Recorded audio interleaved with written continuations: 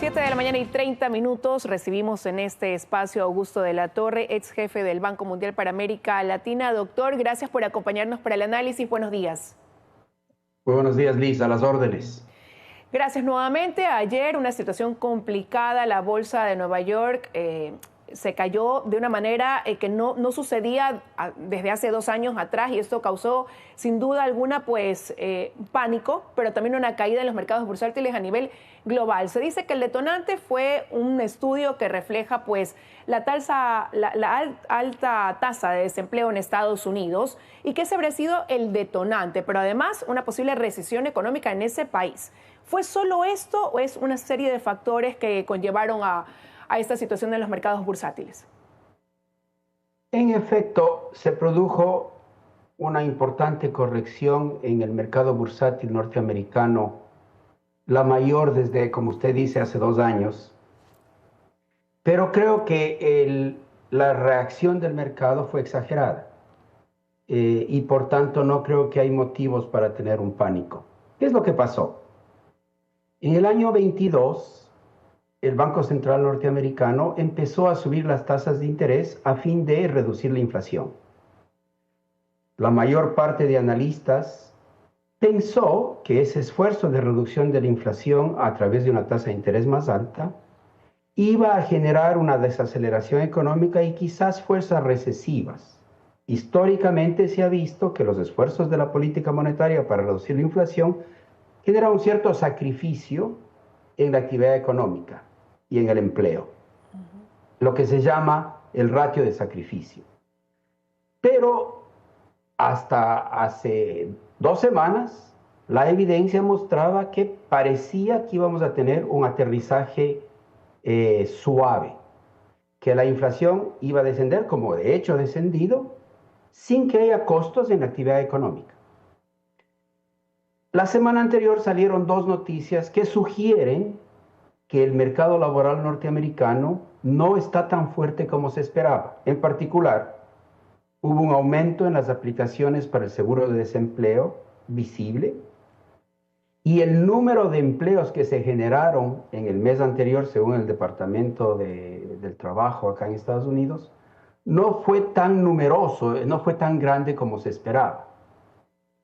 Ello llevó a los analistas de mercado a sobrereaccionar y a pensar, carambas, puede ser que el aterrizaje no sea tan suave, y puede ser que el aterrizaje sea un poco duro, en el sentido de que puede ser que la economía norteamericana esté yendo hacia una desaceleración importante en su crecimiento. Este temor se amplificó porque había habido una inflación muy grande en las acciones de las compañías tecnológicas como Google y Apple y Artificial Intelligence, que se habían inflado el valor de esas acciones demasiado. Entonces, al corregirse esos precios, también el mercado bursátil cayó. Y además hubo temas internacionales, por ejemplo, la noticia de que Japón iba a elevar la tasa de interés, el Banco Central de Japón iba a hacer elevar la tasa de interés, y todo eso condujo a ciertos ajustes en los mercados, en mi opinión, desproporcionados, porque todavía la evidencia sugiere que la economía norteamericana va por buen camino. Hay enormes riesgos, sin duda, incluyendo la guerra en el Medio Oriente, etcétera, etcétera. Pero a mí me parece que los factores fundamentales económicos norteamericanos siguen fuertes. ¿Eso quiere decir, doctor, que exagerado entonces pensar en que se vaya a producir una recesión económica en Estados Unidos? Yo creo que al momento no hay evidencia de que vamos a tener una recesión económica. Hay riesgos. Y es necesario que el Banco Central norteamericano actúe a tiempo. Y hay un debate en Estados Unidos si tal vez el Banco Central norteamericano debería hacer una reunión de emergencia y bajar la tasa de interés antes de lo que se esperaba. No creo que pase eso, porque un banco central tiene que ser cuidadoso, prudente y no tener, digamos, estos cambios de actitud y de emoción como tienen los mercados. Y si el Banco Central tuviese una acción temprana en descender la tasa de interés, que está planeado que caiga en septiembre, pero si se adelanta esa medida, podría interpretarse como que el Banco Central está muy preocupado, cuando en el fondo las razones obvias de evidencia no sugieren que hay que estar tan preocupados. Hay que ser cuidadosos, hay que tomar acción, hay que pensar que a lo mejor no vamos a salir completamente ilesos de este esfuerzo de reducir la inflación, pero de ahí a pensar que va a haber una catástrofe económica o que el mercado bursátil va a contagiar muy fuertemente a la economía real, me parece que es una exageración. Los riesgos están ahí, pero creo que la cosa no es tan grave como parecería ser. Pero mire usted que este indicador del miedo, el VIX, regresó a la época del COVID, esto hablamos del 2020, de la pandemia, ¿no? Y esa volatilidad pues llegó a su punto más alto y esto quiere decir que, exagerado o no, hay ese temor, se generó esta caída de las bolsas a nivel del mundo, en Europa, en Asia, en América Latina, y ante eso no se descarta que se pueda repetir. Incluso el precio del petróleo también pues bajó, hay temor en los inversores. Y de seguir actuando así, ¿qué repercusiones puede traer eso? A ver, mire, es verdad que los mercados son propensos a sobrereaccionar. Estaban entusiasmadísimos y optimistas, invirtiendo en toda suerte de cosas, apostando, porque en cierta medida los mercados financieros se parecen a un casino. Y cuando la gente cree que está con suerte, sigue apostando y tomando riesgo, y de pronto le sale mal la apuesta y se asusta. Entonces, no es extraño que los mercados sobrereaccionen. Sin embargo, dado que yo creo que el riesgo importante que tenemos es que la economía norteamericana se desacelere. Hasta ahora, la locomotora que ha estado jalándole a la economía global ha sido la economía norteamericana, que ha mostrado la mayor y mejor recuperación de todas las economías avanzadas desde el COVID. Entonces, el mundo de alguna manera está contando con que esta locomotora siga funcionando bien y jalándole al resto del mundo. Entonces, ese riesgo existe. Si la economía norteamericana se empieza a desacelerar, obviamente le va a golpear el resto del mundo, a Latinoamérica, a Sudamérica y al Ecuador, sin duda. Esas variables son muy importantes para el funcionamiento de nuestra economía. Si es que por otro lado, el Banco Central de Estados Unidos decide bajar la tasa de interés en septiembre o quizás antes, eso nos va a dar un alivio, porque las tasas de interés altas también nos golpean negativamente a los países emergentes. Si por otro lado el precio del petróleo cae, eso puede ayudarle un poco a la economía norteamericana, pero nos golpea a nosotros. Entonces los efectos no son tan simples ni mecánicamente interpretables, pero ciertamente Ecuador tiene un problema propio. Ecuador, pase lo que pase en Estados Unidos, ya tiene un problema muy serio de bajísimo crecimiento, casi una década en la que la economía no ha crecido al ritmo, ni siquiera al ritmo de la población. Entonces nosotros tenemos un problema de crecimiento muy serio que es de nuestra propia cosecha.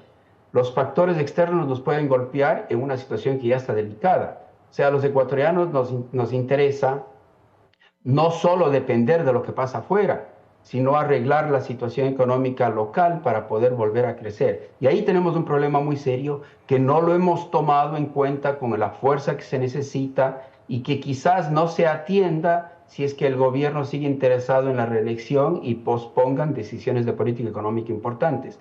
Nosotros necesitamos una agenda de crecimiento robusta y bien organizada, que todavía no existe. Ahora, pero dentro de ese problema que ya tiene el Ecuador, proyectar ese escenario, si se desacelera esa economía en Estados Unidos, ¿cómo impactaría directamente considerando la alta población de migrantes que tenemos en ese país por un lado y por otro lado que Estados Unidos es nuestro principal socio comercial y productivo? Mire, a nosotros nos importa Estados Unidos, pero también nos importa China. Yo tengo más preocupación porque veo más debilidad en la economía china. Y creo que por ahí nos puede venir un golpe más duro. Mire, en efecto, las fluctuaciones de corto plazo en las economías sudamericanas, incluyendo la ecuatoriana, dependen mucho de lo que pase en el mundo, en la tasa de interés, en los precios del petróleo, que son variables que nosotros no controlamos. En ese sentido, sí debemos estar preocupados de que el entorno internacional se nos descomponga.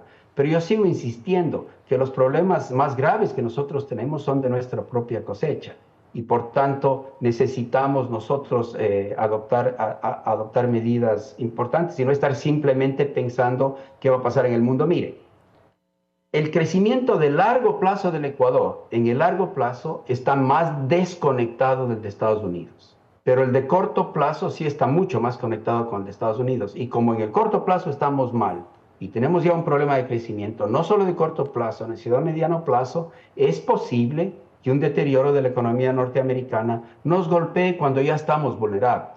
De eso no hay duda.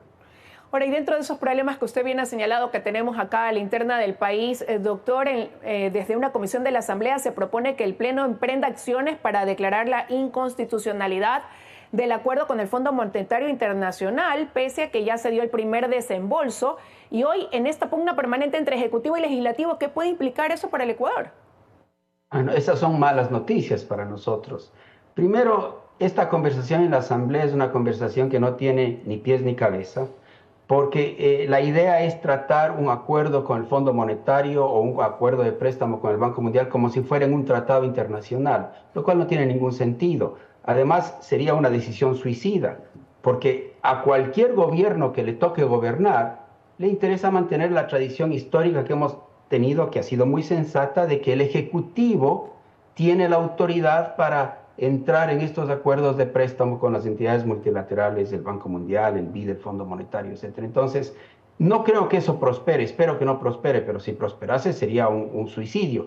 Las únicas fuentes de financiamiento que el Ecuador tiene ahora no provienen del mercado, porque el Ecuador tiene una prima de riesgo país que le hace inasequible el acceso. Digamos que el Ecuador no puede emitir deuda en Wall Street, por ejemplo, para levantar fondos. Entonces, depende vitalmente del Fondo Monetario, del Banco Mundial, del BID. Romper esa relación sería suicida. Solo la conversación de ello ha generado una gran cantidad de llamadas que me hacen los amigos de Wall Street para preguntarme qué tan serio es esto. Yo sigo insistiendo que es una cosa loca y temporal que no va a prosperar, pero si prosperase esa idea, pues sería un suicidio para el país. ¿Y cuál es el mensaje, ¿no?, que se está enviando al mundo, esos organismos multilaterales que se convierten en aliados del Ecuador ante esa falta de liquidez y de necesidad de poder, pues, tener financiamiento? Claro, o sea, el Ecuador ha ido perdiendo su reputación en los mercados internacionales porque no ha sido un buen deudor. Ecuador cada 10 años no puede pagar la deuda y tiene que renegociarla.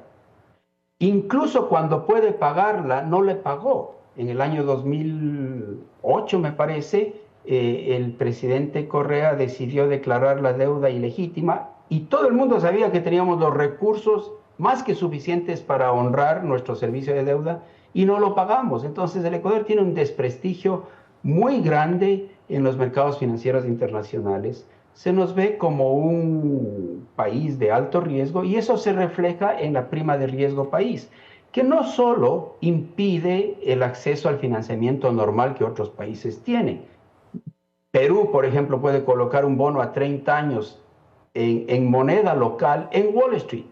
Para nosotros eso sería impensable.